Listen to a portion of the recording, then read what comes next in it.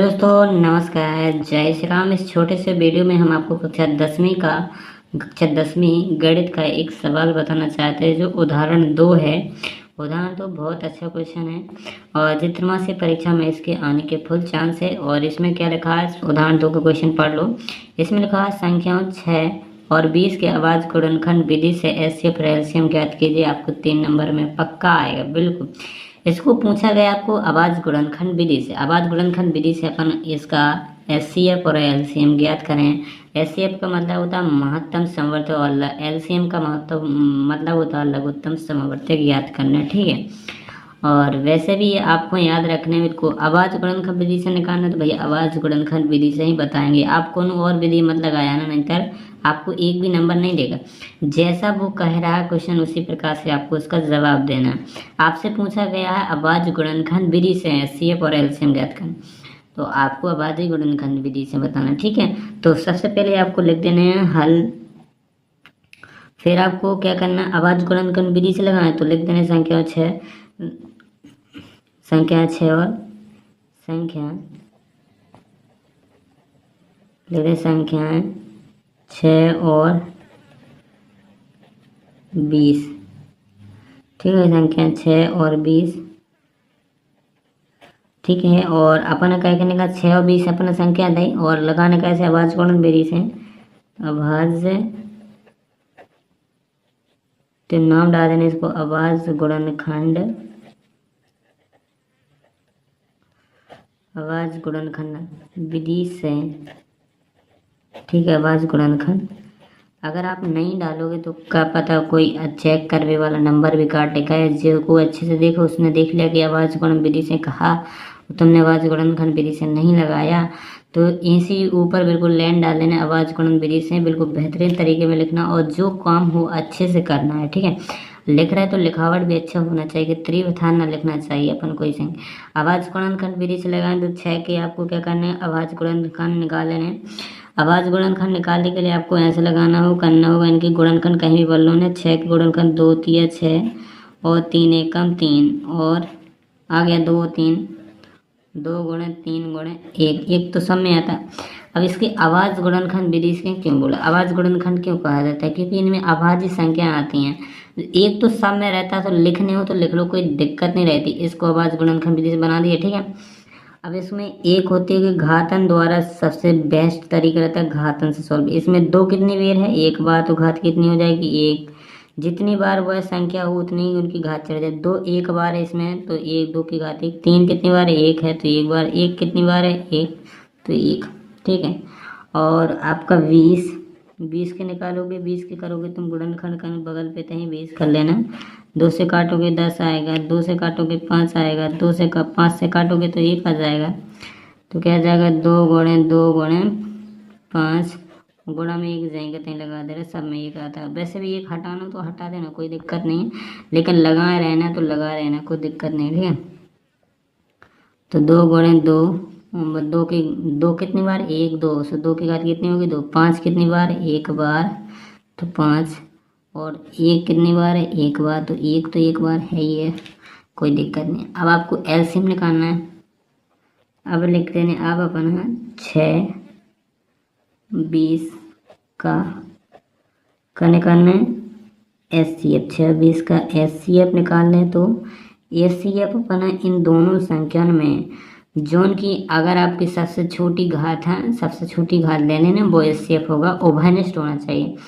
अब जैसे आपके ये 6 और 20 के गुणनखंड से लिखे घातन वाले में देखना, घातों वालों में आपको ये देखना है कि जो सबसे छोटी घात है जो ओवरनिस्ट होना चाहिए, ओवरनिस्ट होना चाहिए। जैसे आप सबसे छोटी घात देखें, जैसे आपको 2 तो दोनों में ओवरनिस्ट है, दिख रहा है कि 2 इसमें भी कॉमन है, दोनों में है, ये 2 आपका दोनों में दिख रहा है, ये 2 है दोनों में, 2 दोनों में है, दोनों में हो। इसके दो जो ओवरनिस्ट हो उसकी सबसे छोटी घात क्या होती है, एचसीएफ।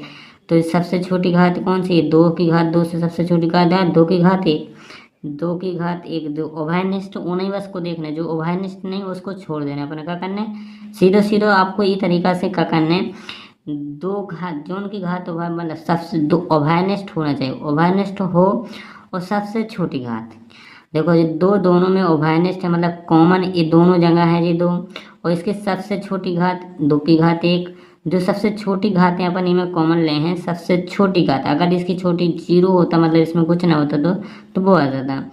ठीक है, तो 2 की घात इसमें 2 की घात 2, और 2 की घात से 2 से छोटी थे 2 की घात 1 से 2 की घात 1, 5 इसमें कॉमन है, नहीं तो इनको छोड़ देना, ना 3 कॉमन है कहीं में, ना ऊपर 3 है, ना ऊपर तो 3 है लेकिन नीचे 3 है, तो ओवरनेस्ट नहीं मिल रहा, तो इसमें से नहीं लेंगे। जोन में ओवरनेस्ट मिल रहा उसमें देखने का अपना सबसे छोटे।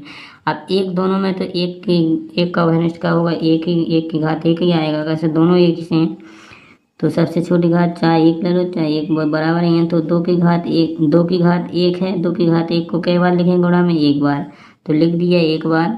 जितनी घात लगती है उतनी बार 2 को लिखना हो तो गुणा में 1 बार लिख दिया गुणा में। ठीक है, अब एक कितने की घात पर 101 गुणा में लिख दिया। अब इनको गुणा कर दोगे, अब 2 1 कम 200 कितना आ जाएगा, SCF 2 आ जाएगा। ठीक है, SCF कितना आ गया,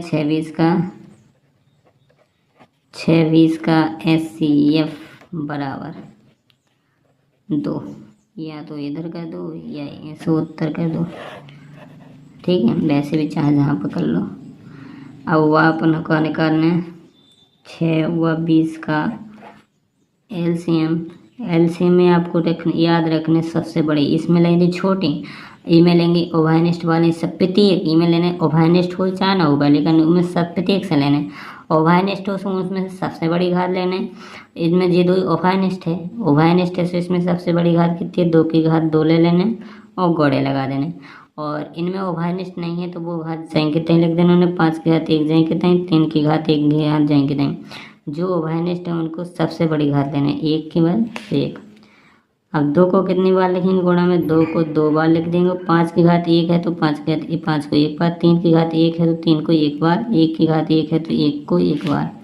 अब इनका सब गुणा कर देना, तुम गुणा कर देना, 2 दूना 4 और 5 दिया 15 और 3 एकम 5 15, 1 जैक होते हैं। और इनको गुणा कर देना, 15 चौके 60 और गुणे 1 और 60 एकम 60। ये आपका क्या आ गया, 6 और 20 का कितना आ गया, LCM क्या आ गया, 6 और 20 का LCM आ गया आपका ये। तो अब आप कितना 6 और 20 6 का LCM निकल आए, LCM तो निकाल लिया अपन ने। अब इनमें मेन चीज़ आपको ध्यान रखने, अगर इनमें देखो, इनमें आपका देखने का लघुत्तम लेते समय लघुत्तम में देखने होती है बड़ी घात, लघुत्तम में अपना सबसे बड़ी घात ओवरनेस्ट जो सबसे बड़ी घात हो वो लेने होते। तो देखो हमने सबसे बड़ी इनमें ओवरनेस्ट थी और सबसे बड़ी घात इसमें 2 थी तो 2 ले लिए। जो ओवरनेस्ट ना हो उसको जहीं कहते हैं इसमें लिख दिया जाता है, जैसा हो उतनी ही लिख दिया। जो ओवरनेस्ट हो उसकी सबसे बड़ी घात, इसमें ओवरनेस्ट है 1 तो ओवरनेस्ट है लेकिन इसकी सबसे बड़ी 2 समान है तो 1 4 ले लो, कोई दिक्कत नहीं है। लेकिन जो ओवरनेस्ट उसकी सबसे बड़ी घात है यानी आपका है LCM में, और SCM में उसकी सबसे छोटी, उल्टो करने एक दूसरे के ध्यान रखना, LCM में बड़ी और SCF में छोटी। और LCM में एक चीज़ होती है, SCF में अपन जो ओवरनेस्ट हो उसी बस को लेते हैं, और लेकिन LCM में जो ओवरनेस्ट नहीं होता उसको भी लेना पड़ता है। तो 6 20 का LCM कितना हो गया, 60 हो गया। और इसकी जान देखना है तो भैया जी LCM 6 और 20 से बड़ा ही आएगा, और 6 का भाग इसमें दोनों का भाग जाएगा, 6 का भाग इसमें जाएगा, 20 का भाग भी इसमें जाएगा। अगर भाग नहीं जाता तो आपका गलत है। और SCF के जांच के लिए देखना तो 6 और 20 में जो हरदम छोटा ही आएगा या बराबर आ जाए, लेकिन इनसे बड़ा नहीं आएगा SCF। दो संख्या जिन संख्याओं को अपन ने SCF निकाला उनसे कम बड़ा ना हुई है, उनसे कभी बड़ा नहीं होगा, और उनका भाग इसमें जाएगा, SCF का भाग दोनों में जाएगा। द्वितीय 6 2 का में चला जाता है 20, तो आपका सही है।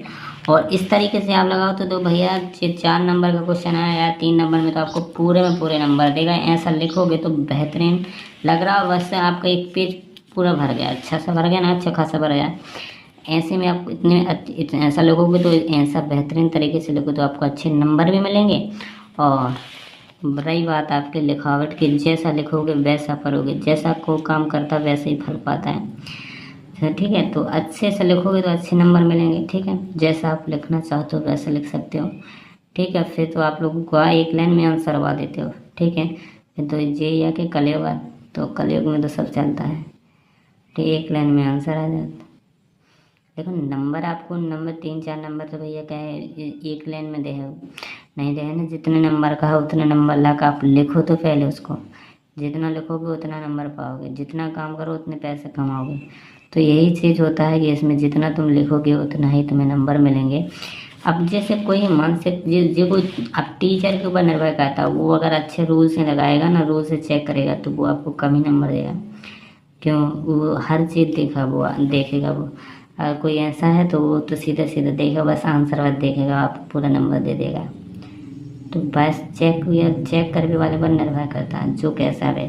लेकिन आप सीखो अच्छी क्वालिटी से आप, ठीक है। अब 10वीं में पढ़ रहे हैं, आपके पेपर यहाँ पर कॉपी इधर चेक थोड़े होंगे, होने तो नहीं है, ठीक है, बोर्ड में। तो दोस्तों मिलते हैं नेक्स्ट वीडियो में। जय श्री राम, धन्यवाद।